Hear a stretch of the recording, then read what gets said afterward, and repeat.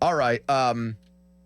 So are you one of these people now who believes, after hearing Art talk, that Rodgers actually does have a secret deal done with the Steelers?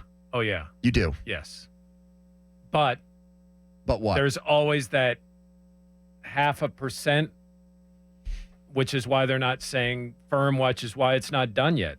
But, yeah, I believe. I don't think – and I also believe – listen, I know what Mike said. There's no way they would wait until training camp or even mini camp until they figure out who their quarterback's going to be. This is going to come to resolution. The Metcalf throwing thing wouldn't make sense if he wasn't in a handshake deal situation. And, I mean, I guess I'm conspiratorial enough to think that it's no accident that somebody just happened to be there to film a part of it, so it went viral.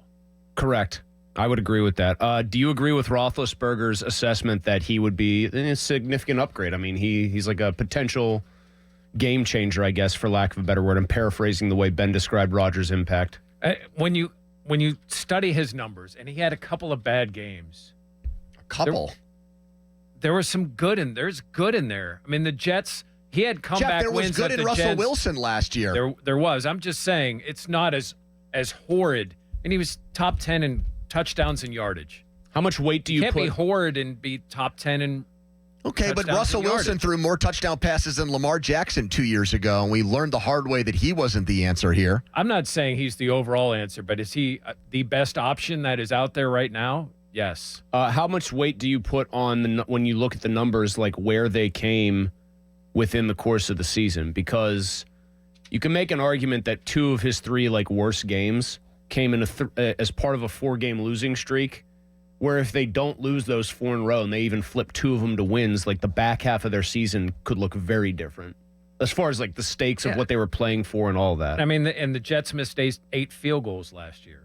And led the league in drops. Luckily, we're not bringing in their kicker, I guess. Luckily. No, I know. I'm asking that more seriously, and I heard Palazzolo. That's a rough stretch. I heard Palazzolo on with you guys where he said he's fringe top 10.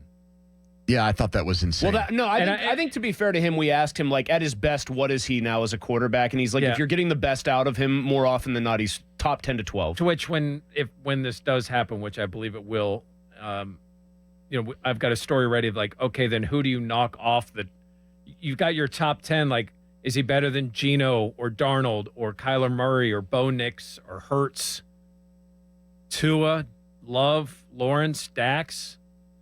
Why? Okay, so do you think then that it happens at the McAfee thing? Is that your prediction? Are you buying into that conspiracy theory? I am not. Okay. I'm not. I think that's too simple for Aaron.